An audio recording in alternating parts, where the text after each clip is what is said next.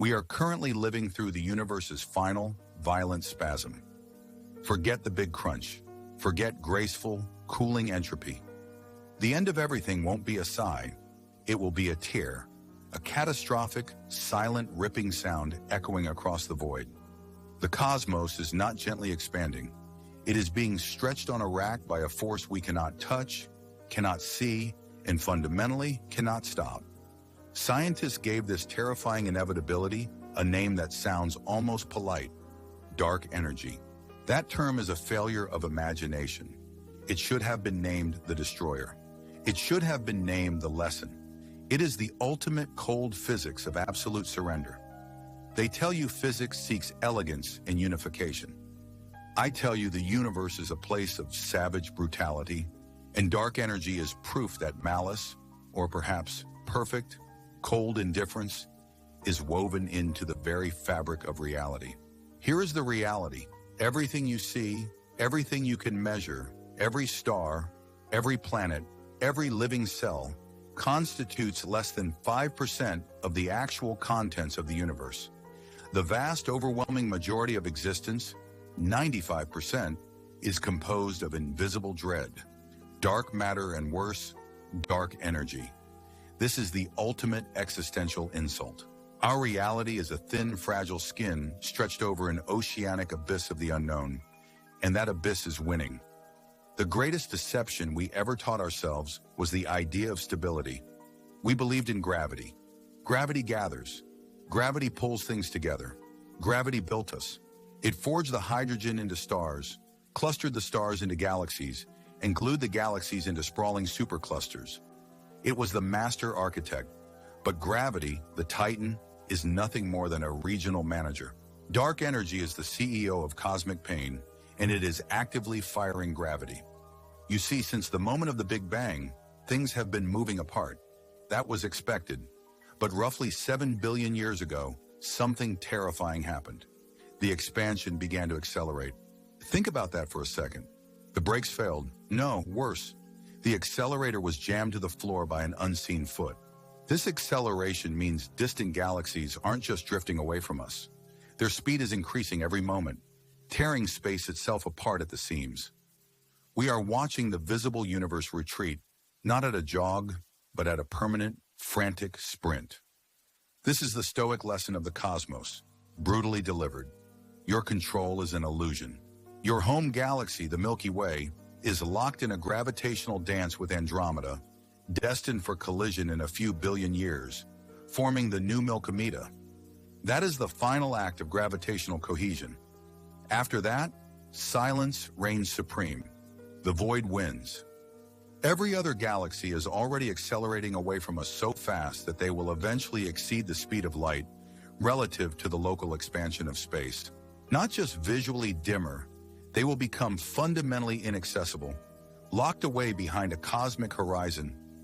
If you value truth over comfort, if you prefer the cold, hard mechanics of ultimate fate over comforting bedtime stories, then you understand why we drill into the darkness here. You belong where the truth is absolute. What they call the cosmological constant is the most dangerous number in all of physics. It is the energy inherent to empty space itself. But what kind of energy makes things fly apart? It acts like negative pressure, a suction cups affixed to every single point of vacuum, pulling relentlessly outward. If that pressure had been just a little bit weaker, the universe would have collapsed immediately. If it had been slightly stronger, structures, galaxies, stars, life would never have formed in the first place. This perfect, terrifying balance suggests two equally maddening possibilities. Either we live in a simulation tuned by a capricious programmer, or this specific, painful rate of acceleration is the only one that allows for 7 billion years of temporary starlight before the inevitable collapse into isolated darkness. It is the cosmic equivalent of a tourniquet that only delays the amputation. Every second, dark energy creates more space, and that newly created space brings its own built-in dose of accelerating pressure. It is a self-replicating exponential killer. It feeds on the very void it manufactures. We are watching our neighborhood disappear, one galaxy at a time, and the pain is not external. It is the deep, structural flaw of existence itself. Now consider the cosmic forecast. It is not good. Within the next trillion years, the visible sky will be almost utterly black. Our descendants, should they exist, will look out and see only the few hundred galaxies bound to our own supercluster, Milkomeda and its satellites, floating in an infinite ocean of absolute blackness. They will have no way of knowing the Big Bang ever happened. They will have no knowledge of the trillions of galaxies that currently exist. They will be prisoners in a tiny dark bubble, believing their small island is all that there ever was. Dark energy isn't just ripping the universe apart, it is erasing its own history, systematically destroying the evidence of the early cosmos. That is the physics of maximum cruelty. But the real terror is not the big rip, the moment when everything separates. The terror is what happens long before that. When the universe becomes cold, isolated, and featureless, the laws of physics themselves begin to lose meaning. When the light of distant objects is gone, how do you measure fundamental constants? When the only things left are black holes slowly evaporating into Hawking radiation, how does complex chemistry happen? The silence will be deafening. The truth about dark energy is that it proves beyond all doubt that the ultimate state of existence is separation. We were gathered for a brief, glorious interlude of warmth and complexity, only to be thrown back into the infinitely cold, infinitely stretching dark. This is the definition of cosmic dread, dressed up in a mathematics textbook. It's why we have to dig deeper into the hidden mechanism, the true source of this energy that defies all known rules of causality and fate. We call it dark energy, but that is a soft, scientific euphemism for the absolute crushing ignorance at the heart of the universe. It is chaos pretending to be a constant. It is the signature of a fundamental mechanism we are too intellectually primitive to grasp, a cosmic cheat code that ensures separation triumphs over congregation. Physicists like to talk about vacuum energy, the energy of empty space itself. They calculated what the quantum vacuum should be doing based on established quantum field theories. Their answer? The greatest theoretical embarrassment in the history of science. The predicted energy density of empty space was off by a factor of 10 to the power of 120, one with 120 zeros following it. Think about the audacity of that mistake. We are talking about an error so profound it should have shattered the foundations of modern physics entirely, reducing the standard model to dust. It didn't. We simply slapped the label dark energy on the missing 120 orders of magnitude, called it the cosmological constant, and kept going. This is not science. This is intellectual surrender, dressed up as discovery. The reality is that the energy governing the fate of the cosmos is the ultimate quantum mystery, a signal that a map of reality is missing a continent. If this discomfort, this pure, unadulterated cosmic pessimism, doesn't scare you away, if you value the truth of ultimate failure over the comforting fantasy of future mastery, then you belong here. You understand the gravity of the unknown, but the vacuum catastrophe, that 10-120 failure, only scratches the surface of the terrifying mechanics. Here is the paradox that truly kills hope. Dark energy does not dilute. Everything else in the universe, matter, radiation, even normal potential energy, loses density as space expands. When the volume doubles, the density halves. Simple thermodynamics. Dark energy refuses. It is the only known substance or force whose density remains absolutely fixed, creating space yet maintaining its concentration.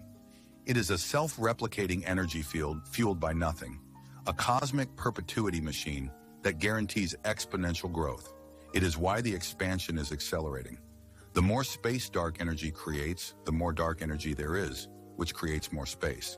A truly vicious cycle, mathematically perfect, yet physically obscene. Now pause and consider the implications of that constancy. It proves the cosmos is inherently self-destructive. It is a system built with a fail-safe programmed into the foundation. It means the universe is not slowing down, heading toward a stable endpoint or a gentle recollapse. No, it is actively running away from itself. It ensures that the very act of existing guarantees future isolation. This is fatalism defined by the laws of physics. We always assume fundamental constants were truly constant, unbreakable pillars of reality. But maybe that's the final bitter joke. What if the dark energy is not the perfect, stable, cosmological constant Einstein envisioned? What if it is something dynamic, something changing, an entity physicists call quintessence? If the dark energy is not a static property of space but a dynamic field, a changing fluid that pervades the cosmos, the terror only deepens. You there, you need to understand the difference. A true constant is boring, predictable destruction. Quintessence is unstable destruction. If dark energy is quintessence, it means its equation of state, how it drives expansion, can shift over cosmic time. It might be strengthening. It might be weakening. It might be cycling. This means our calculations for the timeline of cosmic heat death, those trillion years we mentioned, might be wildly optimistic. If the energy strengthens, the timeline shortens drastically. The Big Rip, the moment the expansion tears apart atoms and fundamental particles, might not be billions of years away. It could be much sooner. The sky isn't just turning black. It could be accelerating toward catastrophic disassembly. That silent pressure becomes a tearing force. The scientific community desperately hopes for the constant, the boring option, because it means the physics still makes sense, even if the error margin is astronomical. But look at the evidence. Look at the increasing precision of measurements showing the expansion rate is accelerating faster than simple models predict. Skepticism is mandatory here. I sincerely doubt that the single most destructive force in the universe is simply sitting idle, perfectly fixed, waiting politely for the clock to run down. It moves, it changes, it hunts. We are witnessing the manifestation of a field that violates conservation laws, a mechanism that essentially creates energy from the void, ensuring its own dominance until the last star has frozen and the last hydrogen atom has been separated from its neighbor. It is the ultimate cosmological predator, and its existence fundamentally refutes the idea that the universe seeks equilibrium. It seeks dispersal. Always. The math reveals the horror. Quintessence requires something physicists call a W parameter less than -1. That's the technical detail. Negative pressure is the terrifying reality.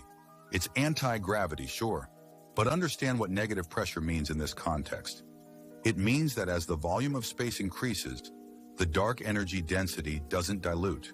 It remains constant, or even worse, it potentially increases. It is the ultimate self-sustaining nightmare. It defies the simple laws of thermodynamics. It cheats gravity. It always wins. Think about a balloon. When you blow it up, the air inside spreads out. Dark energy does not do that. It is the only known substance in existence where expansion doesn't reduce concentration. The energy creation mechanism is embedded in the fabric of existence itself, a truly bottomless well of repulsion. Now we see why the universal constant model is so comforting, because it keeps the expansion rate slightly predictable. Quintessence blows up that prediction entirely. It introduces an acceleration into the acceleration. That should worry you. It should keep you awake. Imagine a force so inherently contrary to everything Einstein laid out. A phantom menace that demands the universe not just expand, but actively recoil from coherence. It's not just driving things apart, it's fueling the drive by creating energy faster than the volume can absorb it. The cosmos is inflating, yes, but the fuel tank is somehow getting fuller. It violates conservation laws on a grand scale. But because we cannot measure the total energy density of the universe from the outside, we pretend that fundamental physics remains intact. It doesn't. We are living inside a violation. You cannot hold things together when space itself is trying to separate the electron from the nucleus. If you find this cosmic fatalism intriguing, if you value understanding the hidden machinery of destruction over comfortable fictions, if you demand truth when others prefer fairy tales, then you belong exactly here. We explore the depths others fear to tread. Now let's talk about the execution of the Big Rip, because it is not a gentle fading, it is literal, agonizing tearing. It's not the stars cooling down peacefully, it's universal disassembly. First, the dark energy pressure overwhelms the gravitational binding of galactic clusters. The Andromeda Galaxy, which we are currently set to collide with, will be yanked away, instantly irrelevant to our fate. Then solar systems are ripped apart. Planets boil away from their stars. The orbital velocity no longer enough to counteract the rapidly increasing expansion of the space between the star and the world. Then the stars themselves are disassembled. Fusion fails. The stellar material is pulled apart faster than gravity can maintain the core. Hydrogen atoms lose their grip on each other. Finally, the fundamental forces fail. The strong nuclear force, which holds the nucleus together, overwhelmed. The electromagnetic force, which binds atoms and molecules, snapped. This isn't just distance. It's the constant, overwhelming, increasing pressure of the void making intimacy impossible. Isolation becomes the final, defining state of reality. Total, absolute, silent dispersal. Scientists call this the ultimate singularity, a point where the scale factor of the universe goes to infinity in finite time.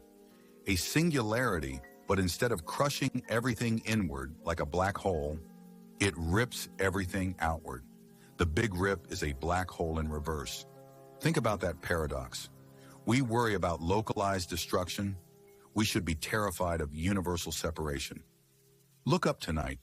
That darkness isn't empty. It's calculating. It's the silent, unstoppable clock ticking down to zero coherence. The universe does not want equilibrium. It wants to shatter. You think cosmic chaos is reserved for the edges of reality? Wrong. It's already here. That crushing realization when your biggest gamble fails, that sudden void when someone you love vanishes, that's not merely personal tragedy. That is the local echo of universal fatalism. That is the Big Rip practicing its signature move on your tiny, fragile lifespan. We crave permanence. Idiots. We spend our brief flash of consciousness building sandcastles of legacy, systems designed to outlast us, monuments to the delusion that structure can somehow defeat ultimate entropy. Useless efforts. It won't last. The Big Rip laughs at your empires. It laughs at Rome. It laughs at the blockchain. It laughs at every contract, every treaty, every promise made under the false sun of stability. It laughs at everything made of matter bound by forces it considers quaint, temporary adhesives. Why then do we even bother to know this truth? Because comfort is the enemy of wisdom. What good is knowledge if it doesn't hurt? The Stoic understands this perfectly. Pain is the only honest data stream. It cuts through the chatter of hope and the noise of convenience. If you cannot look the absolute indifferent violence of the cosmos in the eye, then you do not deserve to speak of resilience. Most people use philosophy to feel better. We use it to feel truer. This is the difference. This is the hardcore perspective. You internalize the Big Rip. You integrate the zero coherence state into your daily framework. You realize that your localized misery, your anxieties about money, your resentments over perceived slights, are merely fractal iterations of the cosmos's own self-mutilation. Are you going to be precious about a traffic jam when the strong nuclear force is scheduled to fail? Seriously? The Big Rip is the universe demanding you prioritize. It demands a brutal efficiency of soul. Every moment of localized order you experience is a statistical anomaly, a fleeting grace period before the inevitable separation. That tiny moment when your coffee cup holds together, that's a temporary victory over universal dispersal. You must respect the gravity of temporary things. You must respect the fight. The common man fears the void. The informed mind embraces the vacuum because it teaches the only sustainable lesson, that all attachments are provisional and therefore all actions must be self-contained and honest. You act not for posterity because there is no posterity. You act for integrity right now in the face of inevitable, utter oblivion. That requires a depth of courage most humans simply aren't engineered for. They prefer the soft lies of salvation. They prefer the idea that someone else, a deity, a government, a powerful technology, will fix the fundamental equation of doom. Look closely at the data. The data says you are alone in an accelerating cage made of dark energy, and the walls are dissolving. No rescue mission is coming. None. And this scientific fatalism, this elegant architecture of final destruction, changes everything about how you treat your time. It means you stop arguing about minutia. It means you stop waiting for permission to live fully, because the clock is winding down not just on your body, but on the fundamental physical laws governing your ability to exist at all. Think about the implications of the electromagnetic force snapping. That is the end of chemistry. That is the cessation of light, of structure, of bonding. Your body, your memories, the very electrons holding your brain together, poof, instant, silent dust. If you truly grasp this, how can you waste another moment pursuing comfort? You cannot. You must pursue meaningful resistance, however brief. Every great civilization, every profound work of art, every selfless act of kindness is a localized, temporary victory against the Big Rip. It is a moment where the fundamental forces won, where structure maintained itself against the aggressive nihilism of the vacuum. This resistance is the only inherent meaning we possess. But the universe doesn't care about your resistance. That's the hard part. That is the cruel majesty of the physics. We fight for integrity, knowing the ledger will inevitably zero out. This isn't cynicism, by the way. Cynicism is laziness dressed up as intellect. This is stoic realism applied to the maximum scale. Realizing the end is absolute frees you from trivial fear.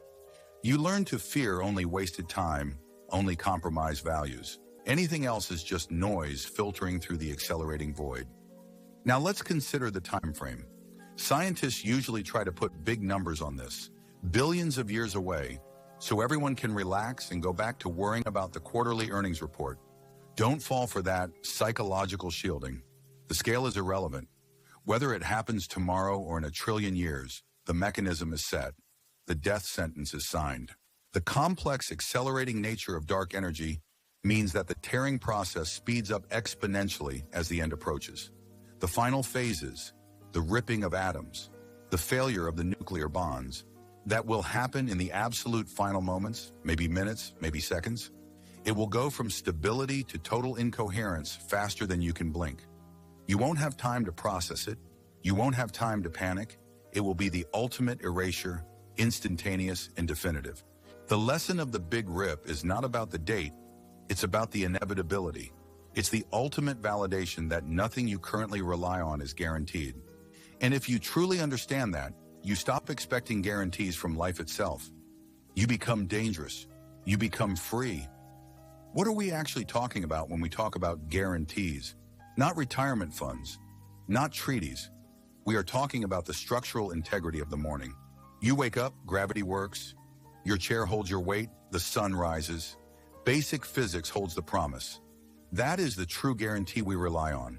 And when that promise is rescinded, the human mind shatters. This is why we need to talk about November 1st, 1755.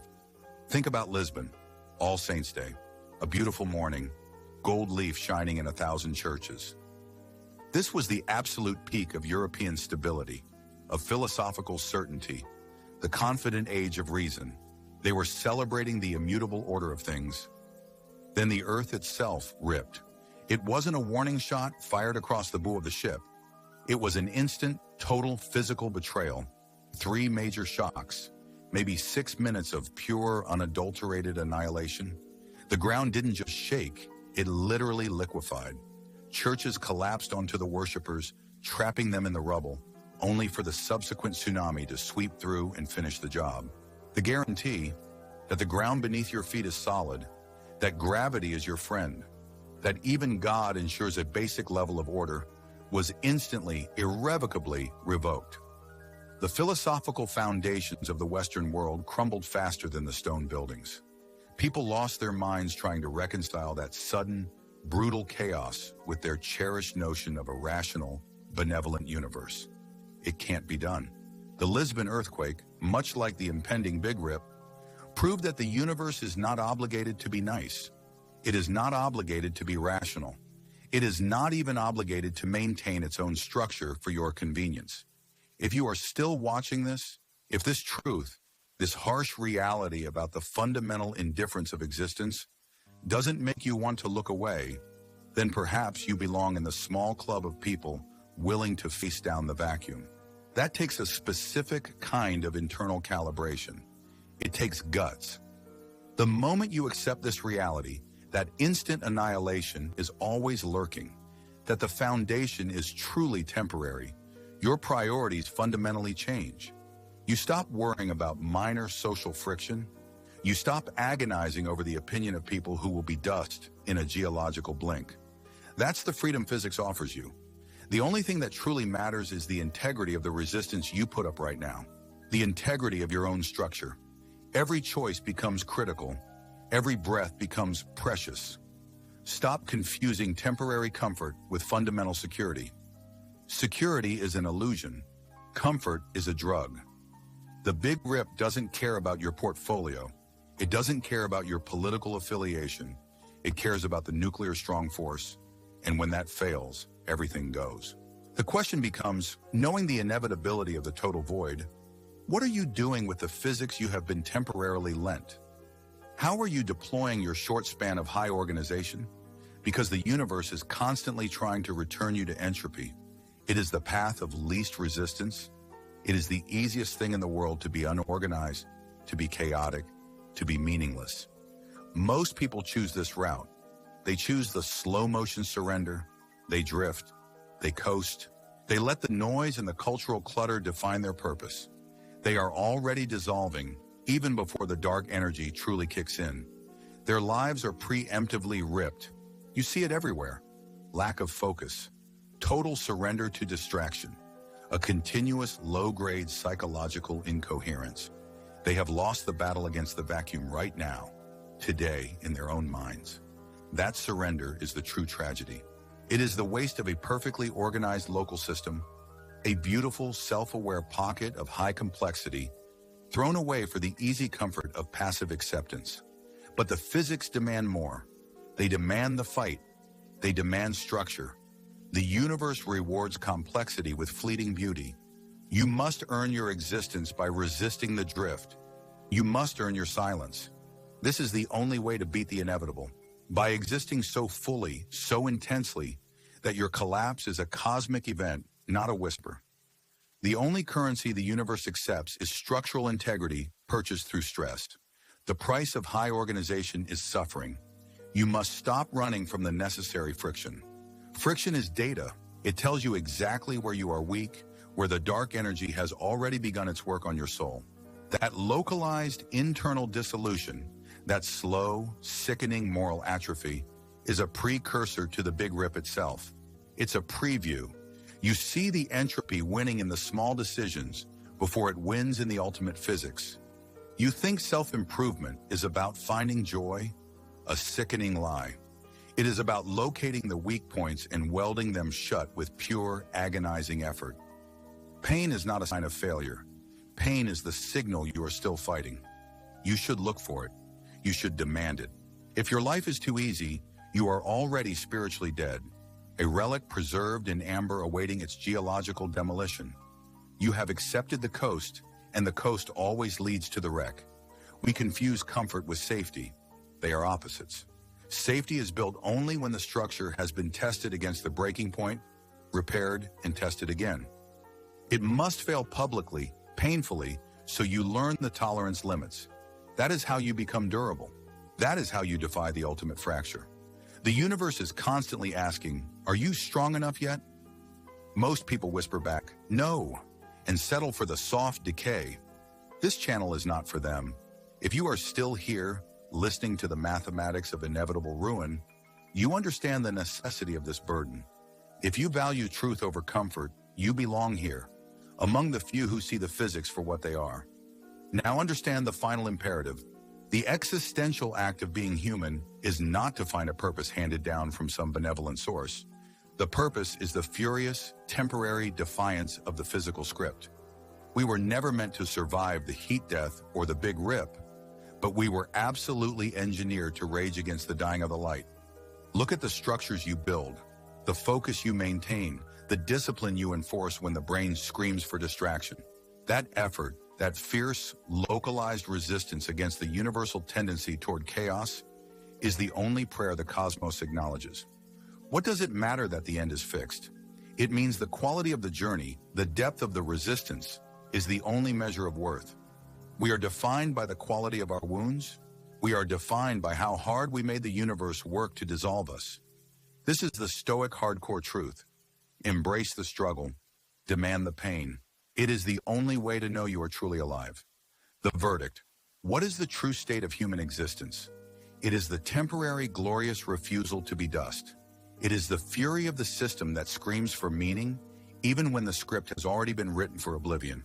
So look at your life today. Are you resisting, or are you just waiting for the dark energy to finish the job? The only tragedy is the waste of a good fight. The universe doesn't care about your good intentions. It only respects one thing: leverage. Your existence is a tiny, localized, biological machine designed to grab the lever of order and yank it away from chaos, if only for a few decades. This entire system, the focus, the pain, the learning, is nothing more than hardening the steel before the final, inevitable impact. You were sold a lie that comfort is the goal. Comfort is the anesthetic applied just before the rot sets in. We need the cold, necessary violence of reality to keep us sharp, to prove our function. You aren't seeking happiness. That's a biological distraction. You are seeking the highest possible resistance profile before the universal heat death claims you. That is the only purpose worth discussing. Now understand the true verdict. Human life is the brief, incandescent moment where complex matter realizes its fate and screams a no into the void. It's the fury of a system demanding meaning even when the script calls for oblivion. The structures you build, the truth you seek, the burden you accept, these are not stepping stones to a softer future. They are the monument you erect in the face of absolute zero. Stop optimizing for ease. Start optimizing for durability. Demand the trial. Seek the fracture. Because the only tragedy is to surrender the ghost while you still had the strength to fight. Look at your life right now. Are you actively resisting, or are you just waiting for the dark energy to finish the job? Make them work for your dissolution. Make them remember the fire. The true verdict is this: you are not waiting for salvation. You are the brief, terrible storm that refuses to submit to the deep water. The universe respects the scar tissue, not the soft skin. Never trade your necessary suffering for cheap tranquility. That trade is spiritual suicide. Understand this final terrible truth. The purpose of being alive is to become the hardest thing the cosmos has ever tried to break. Go find the pressure, demand the fracture, then look chaos in the eye and show it what